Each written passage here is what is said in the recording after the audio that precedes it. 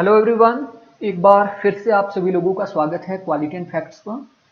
दोस्तों, दिसंबर 2025 के लिए एक्सपेक्टेड क्वेश्चंस हम देख रहे हैं और आज हमारी ये तीसरी वीडियो है। और इसमें सबसे पहला जो प्रश्न यहाँ पे पूछा गया है, क्वेश्चन नंबर 55, इसको देख लेते हैं। किस वर्ष अनुच्छेद 370 भारतीय संविधान से निरस्त किया गया था? क्वेश्चन ये पूछा गया था और इसका राइट आंसर था अगस्त 2019 को। इसी आधार पे हम 10 प्रश्नों को बनाने की हमने कोशिश की है, जो कि एक्सपेक्टेड है लगभग सभी एग्जामिनेशन के लिए। तो उनको देख लेते हैं, एक एक करके देखते हैं और ज्यादा टाइम यहाँ पे नहीं लेंगे। जितना हमारे लिए क्वेश्चन इंपॉर्टेंट होगा उतना उसकी एक्सप्लेनेशन हम ज्यादा करने की कोशिश करेंगे। पहला प्रश्न है, संविधान के 97वें संशोधन द्वारा अनुच्छेद 43B जोड़ा गया था। यह किस विषय से संबंधित था? 97वें संवैधानिक संशोधन की बात की जा रही है और इससे क्या जोड़ा गया था? Article 43B 43B। ये किससे रिलेटेड था? समान काम के लिए समान वेतन, सहकारिता समितियों की प्रोन्नति, पंचायतों के अधिकार, पर्यावरण सुरक्षा। इसका राइट आंसर है जो कोऑपरेटिव सोसाइटी है 19B के अंदर जिन्हें रखा गया है। ठीक है, बी नहीं, कहीं डी ई के अंदर है। सहकारी समिति आपने देख लेना है, लेकिन आर्टिकल 19 में ही है ये एग्जैक्ट।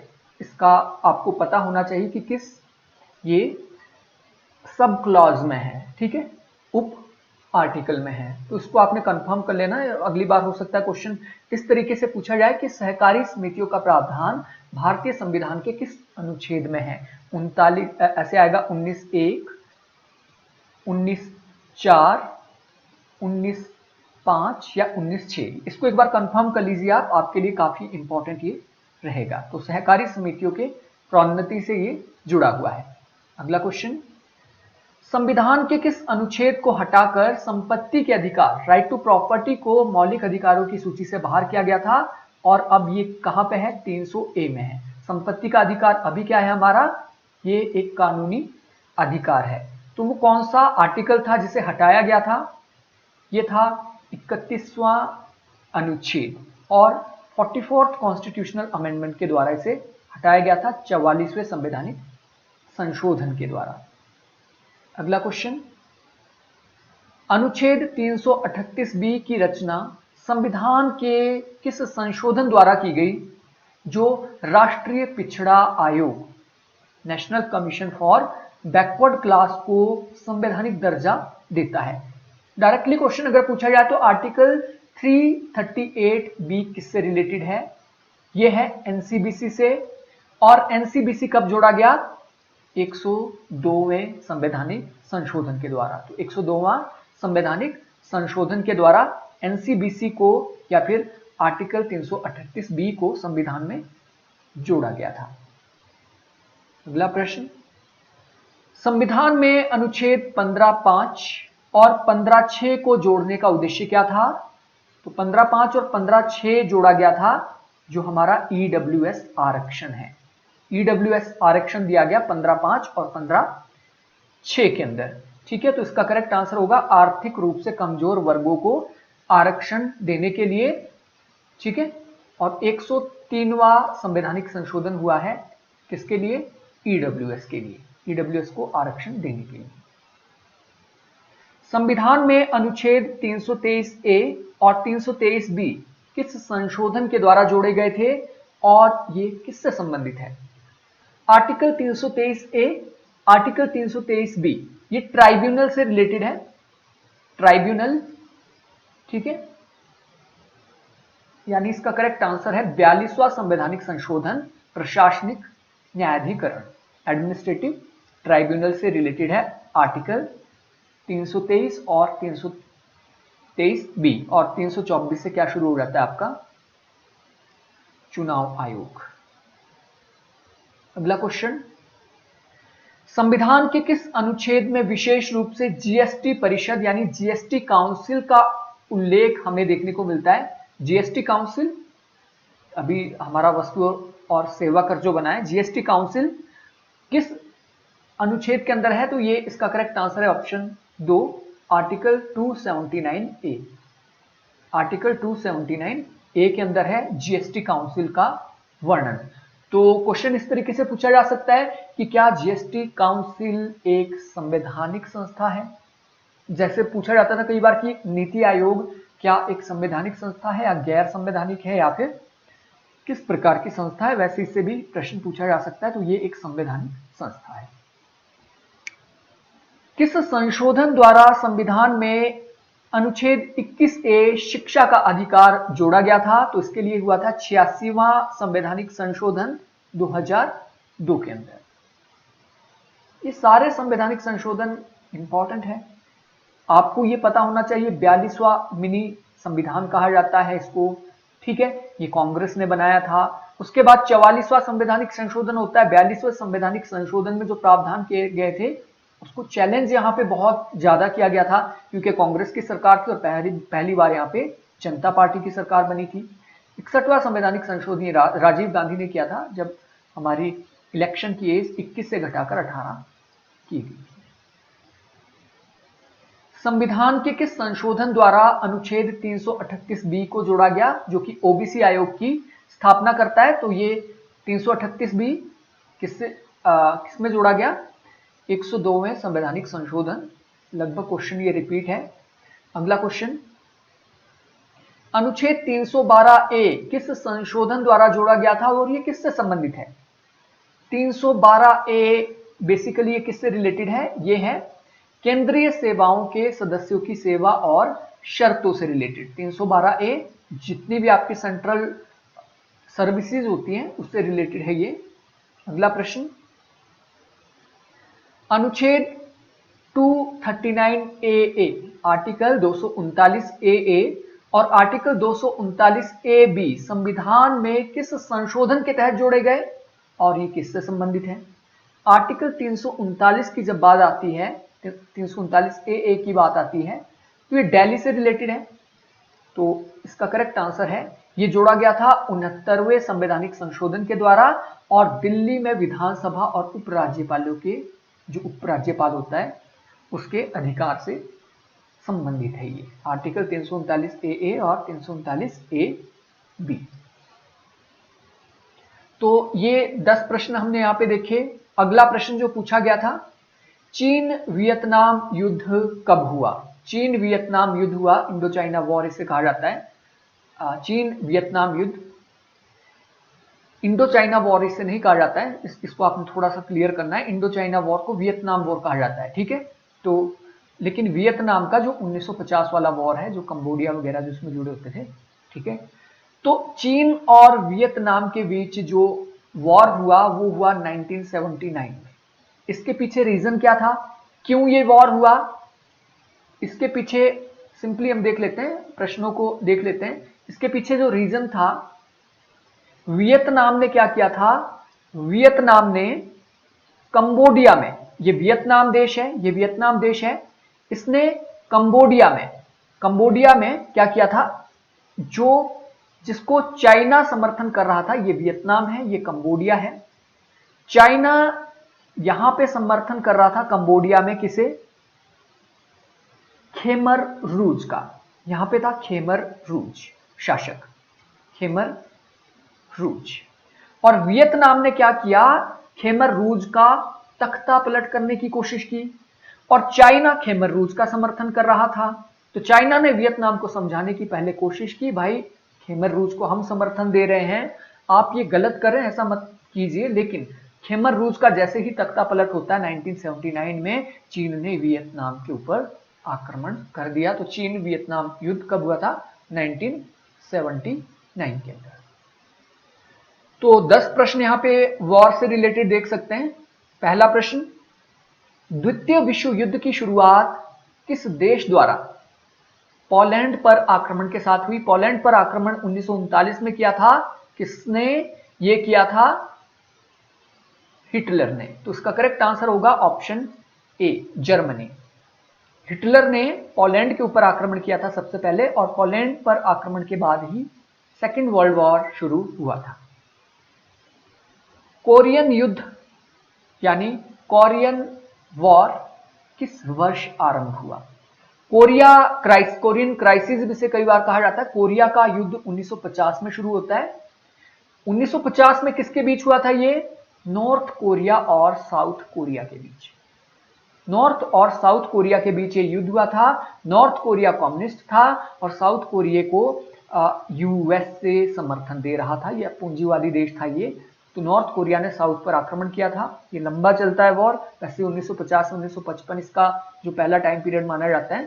तो कोरियन वॉर कब आरंभ हुआ? 1950 में। अगला प्रश्न, फॉकलैंड वॉर किन दो देशों के बीच हुआ? फॉकलैंड युद्ध।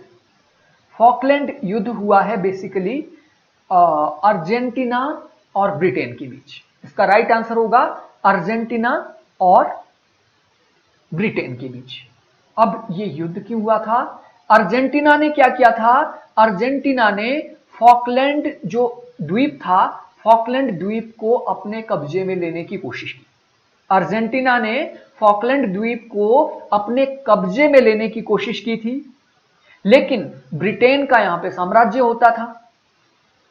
जैसे ही अर्जेंटीना ने फॉकलैंड को अपने कब्जे में लिया, वैसे ही ब्रिटेन ने कहा कि आप फॉकलैंड को छोड़ दीजिए, क्योंकि ये तो हमारा साम्राज्य का हिस्सा है या फिर हमारी कॉलोनी है फॉकलैंड। तो आप अगर फॉकलैंड लेना चाहते हैं तो हमारे बीच क्या होगा? युद्ध होगा।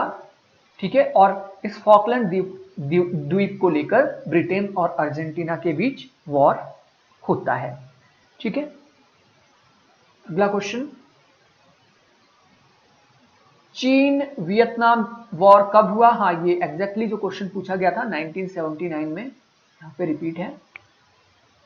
गलवान घाटी संघर्ष भारत और चीन के बीच किस वर्ष हुआ? गलवान घाटी ये भारत और चाइना के बीच जो एक झड़प थी, ठीक है, ये युद्ध नहीं था, ये एक झड़प थी, सैन्य झड़प थी। ये वर्ष 2020 में हुई थी। और कहां पे हुई थी ये भी प्रश्न पूछा जा सकता है। गलवान घाटी जो है ये एलएसी के आसपास है। एलएसी, दो चीजें हैं, एक एलओसी है और एक एलएसी है। एलएसी का मतलब होता है line of actual control. Line of actual control. LOC का मतलब होता है line of control. Line of control हमारा पाक के साथ है, एलएसी हमारा चाइना के साथ है। तो ये एलएसी पे हुई थी 2020 में। खाड़ी युद्ध, गल्फ वॉर 1990-91 में किस देश ने कुवैत पर आक्रमण किया था? तो 1990 में हुआ था gulf war, video game war भी से कहा जाता है। तो इराक ने आक्रमण किया था किसके ऊपर? गल्फ के ऊपर। ठीक है। इराक ने आक्रमण किया था।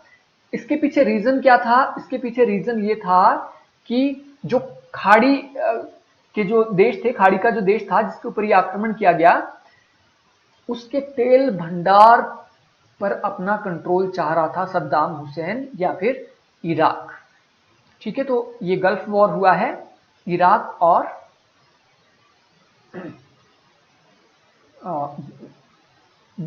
खाड़ी देशों के बीच, खाड़ी के देश के बीच। बोस्निया युद्ध 1990 के दशक में किस महाद्वीप पर हुआ? बोस्निया युद्ध 1990 के दशक में हुआ है, लेकिन किस महाद्वीप पे हुआ है? इसका सीधा सा आंसर देखते हैं। बोस्निया युद्ध डेफिनेटली यूरोप में हुआ है, लेकिन यह हुआ क्यों और कब तक हुआ? बोस्निया युद्ध 1990 से लेकर 1995 तक ये चला है, 1995 तक, लगभग 5 साल ये वॉर चला। और 1990 में जैसे यूएसएसआर का विघटन होता है, उसका एक जो सहयोगी देश था वो था यूगोस्लाविया। यूएसएसआर का सहयोगी देश था यूगोस्लाविया।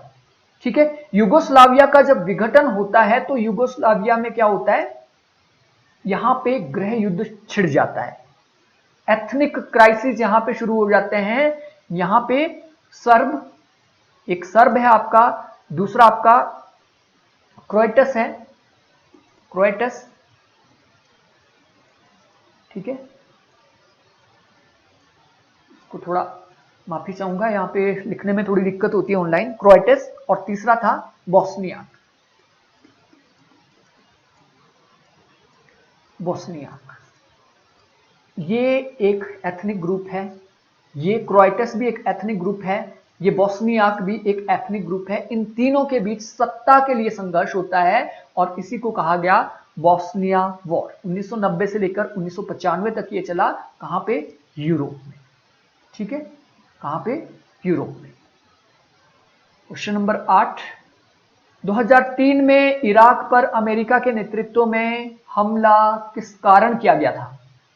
आतंकवाद को समाप्त करना, इराक द्वारा कुवैत पर हमला। हाँ, ये जो गल्फ वॉर है कुवैत को लेकर है। कुवैत मेरे ध्यान में नाम नहीं आ रहा था। 1990-91 का जो खाड़ी युद्ध है, गल्फ वॉर है, ये इराक ने कुवैत पर हमला किया था।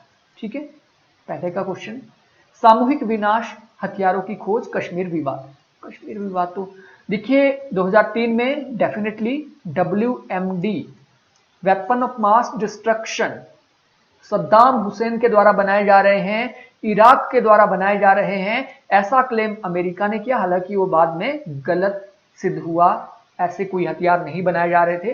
इसको लेके इराक पर हमला किया गया था। तो सामूहिक विनाश के हथियारों की खोज। क्रीमिया क्राइसिस, क्रीमिया संकट किस वर्ष रूस द्वारा यूक्रेन से क्रीमिया को हड़पने के साथ शुरू हुआ? तो 2014 में। 2014 में रूस ने क्या किया? ये जो यूक्रेन है, यूक्रेन का जो ये क्रीमिया वाला पार्ट है, इसके ऊपर हमला किया और इसे हथिया लिया। उसकी वजह से G8 से भी बाहर निकाला गया रूस को और G8 दोबारा से G7 बन गया था 2014। लास्ट प्रश्न देख लेते हैं। अमेरिकी गृह युद्ध, अमेरिकन सिविल वॉर का मुख्य कारण क्या था? इसको हम पहले भी कई बार देख चुके हैं। अमेरिका बेसिकली दो भागों में डिवाइड है, ये नॉर्थ वाला पार्ट है और ये साउथ वाला पार्ट है। नॉर्थ वाला जो पार्ट है यहां पे इंडस्ट्री बहुत ज्यादा है, साउथ वाले पार्ट में एग्रीकल्चर ज्यादा है। ठीक है, और एग्रीकल्चर में लेबर की ज्यादा जरूरत पड़ती है, दासों की ज्यादा जरूरत यहां पे पड़ती है। लेकिन नॉर्थ ने डेमोक्रेसी को अपनाना शुरू किया, ह्यूमन राइट्स को अपनाना शुरू किया और इन्होंने दासों पर प्रतिबंध लगा दिया। नॉर्थ वालों ने दासों पे जैसे ही प्रतिबंध लगा, इनके बागवान, इनके किसानी सब कुछ उजड़ गई, क्योंकि दासों के दम पे वो चल रहा था। तो एक सिविल वॉर शुरू होता है 1861 में और 1865 तक चलता है ये सिविल वॉर अमेरिका के अंदर। तो ये किसको लेकर? गुलामी की समाप्ति को लेकर ये गृह युद्ध शुरू हुआ था। ठीक है, तो ये लगभग हमने 20 प्रश्न यहां पे देखे, एक्सपेक्टेड क्वेश्चन। डेफिनेटली आपके लाइफ में कहीं ना कहीं ये काम आएंगे। अगर आपको इंटरेस्टिंग वीडियोस लग रही है तो एक लाइक इसका बनता है, क्योंकि इसके लिए काफी मेहनत लगती है। अगर आप मेहनत की कदर करते हैं तो एक लाइक जरूर कीजिए। बाकी मिलते हैं अगली वीडियो में।